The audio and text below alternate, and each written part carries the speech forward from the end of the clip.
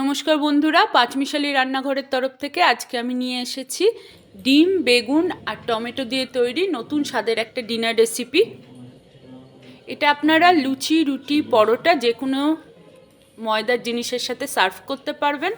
বানিয়ে দেখুন বন্ধুরা, যদি ভালো লাগে তাহলে আমার চ্যানেলটিকে প্লিজ সাবস্ক্রাইব করবেন। আজকে রেসিপিটি বানানোর জন্য বন্ধুরা আমি দেখুন নিয়ে নিয়েছি একটা বেশ বড় সাইজের বেগুন। এই দেখুন একটা বড় সাইজের বেগুন নিয়েছি, একটা এরকম মিডিয়াম সাইজের পেঁয়াজ, দুটো ডিম আর অল্প একটু ধনেপাতা। দেখুন পরিষ্কার করে খালি গোড়াটা কেটে নিয়েছি, একটা টমেটো আর চারটে কাঁচা লঙ্কা। খুব কম ইনগ্রিডিয়েন্টসে আজকের এই টেস্টি রেসিপিটি বানানো হয়ে যায়। এই দেখুন বন্ধুরা, আমি ছোট ছোট করে কেটে নিয়েছি, খোসা সমেত কেটেছি। বেগুনটাকে কুচি করে এরকম কেটে নিয়েছি, লঙ্কা পেঁয়াজকে এরকম সরু সরু করে কেটে নিয়েছি, ধনেপাতা কুচি করে নিয়েছি আর টমেটো কুচি করে নিয়েছি। এবার চলে যাব গ্যাসের কাছে।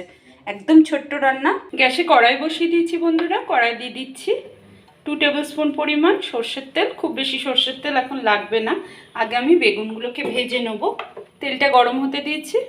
তেলের মধ্যে দিয়ে দিচ্ছি অল্প একটি 1/4 টিস্পুন পরিমাণ হলুদ গুঁড়ো।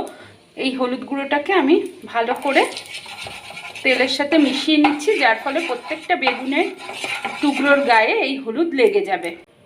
এবার আমি দিয়ে দিচ্ছি বেগুনগুলো।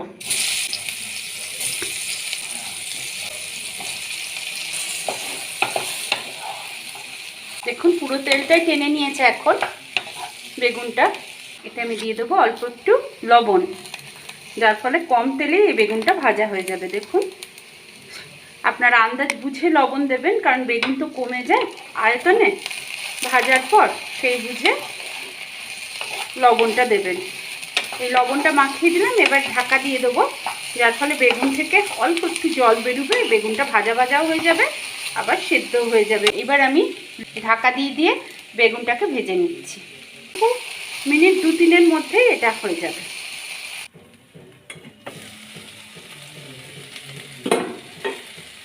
দেখুন বন্ধুরা কত কমে গেছে, বুঝতে পারছেন। দেখুন সুন্দর ভাজা হয়ে গেছে।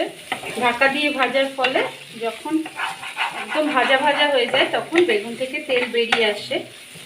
আবার বেগুনের প্রকারভেদ আছে, অনেক বেগুন তেল টেনে নেয় বেশি, আর অনেক বেগুন একদমই তেল টানে না। এই বেগুনটা খুবই ভালো ছিল। বীজ ছাড়া নরম বেগুন নেওয়ার চেষ্টা করবেন, তাহলে টেস্ট বেশি ভালো আসবে। এর বেশি আমি আর ভাজবো না। এবার আমি এটাকে একটা জায়গায় ঢেলে নিচ্ছি। এই দেখুন বন্ধুরা, আমি বেগুনটাকে তুলে নিয়েছি। আবার গ্যাসে কড়াই বসিয়ে দিয়েছি। কড়াই আবার দিয়ে দিচ্ছি 2 পলা পরিমাণ সর্ষের তেল। 2 টেবিল চামচ পরিমাণ সর্ষের তেল দিয়ে দিচ্ছি। তেলের মধ্যে দিয়ে দিচ্ছি 1/2 টিস্পুন পরিমাণ 5 ফোড়ন। দেখুন 5 ফোড়নটা একটু ভাজা ভাজা হয়ে গেছে। এই সময় আমি দিয়ে দিচ্ছি পেঁয়াজ কুচি। পেঁয়াজটা যেহেতু ছোট ছোট করে কাটা, সেই কারণে খুব তাড়াতাড়ি ভাজা হয়ে যাবে। পেঁয়াজটাকে আমি 1 মিনিট নেড়ে নেব। দেখুন বন্ধুরা, 1 মিনিটের মধ্যে পেঁয়াজটা হালকা কালার চেঞ্জ করতে লেগেছে। এর বেশি আমি আর এখন করব না। এর মধ্যেই আমি দিয়ে দেবো টমেটো কুচি। টমেটোটাকে নরম করার জন্য এর মধ্যে দিয়ে দেবো অল্প একটু লবণ। আগেই কিন্তু আমি বেগুন ভেজেছি নুন দিয়ে, সেই বুঝে এখানে লবণটা দেবেন। নুনটা দেওয়ার সাথে সাথে দেখবেন টমেটোটা খুব তাড়াতাড়ি সফট হয়ে যাবে। এমনিতেই আমি দেশি টমেটো ইউজ করেছি, আর টমেটোটাকে ছোট ছোট করে কুচি করে নিয়েছি। কালারের জন্য আমি এতে দিয়ে দেবো সামান্য পরিমাণ হলুদ গুঁড়ো।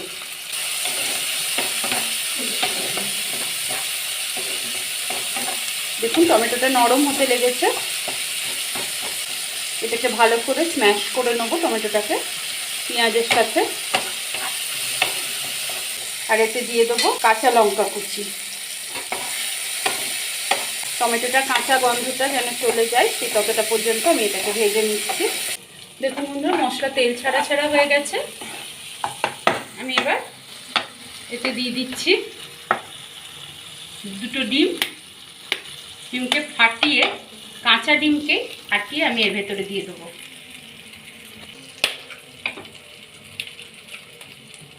এবার ভালো করে ঘেটে নেব মশলাটার সাথে।